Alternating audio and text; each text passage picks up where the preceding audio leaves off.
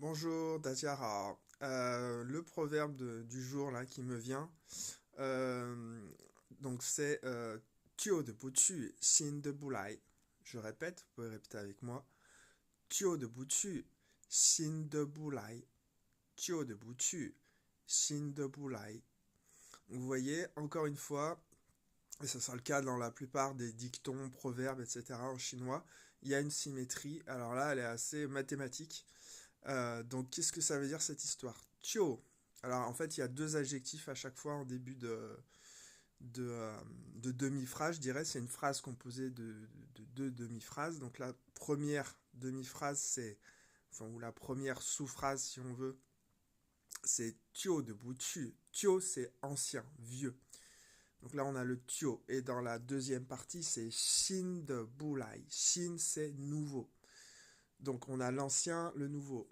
Tio de Butu. Donc, on a un de parce que c'est particule grammaticale, ça veut dire les choses anciennes, ou ce qui est vieux, ce qui est ancien. Butu, ça veut dire ne pas aller, en fait, c'est ne pas partir. Et la deuxième partie, sin de, encore la particule de grammaticale, bulai, ne pas venir.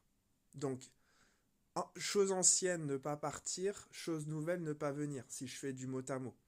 Donc qu'est-ce que ça veut dire? Si les choses anciennes ne partent pas, les choses nouvelles ne viennent pas, ne peuvent pas venir.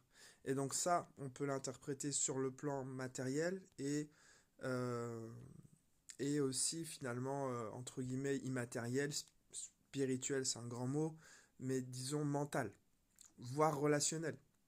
Voilà, si on s'encombre, alors je vais parler du plan matériel, si on s'encombre de choses chez soi, par exemple, bah, ça va être difficile d'intégrer une nouvelle chose. Voilà, si on veut changer de décoration, va falloir jeter des choses, va falloir faire le tri, et là, on pourra intégrer quelque chose de nouveau.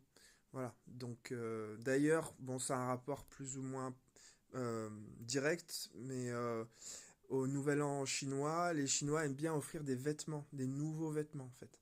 Voilà. Donc, est-ce qu'ils vont jeter des anciens vêtements par rapport à ça? Je sais pas exactement, mais c'est très possible du coup. De toute façon, c'est du bon sens. Je pense qu'on a l'équivalent dans nos dictons français. Il faudrait que je retrouve exactement. Mais voilà, c'est du bon sens populaire. Toujours intéressant. Allez, bonne journée. Zaijian. Au revoir.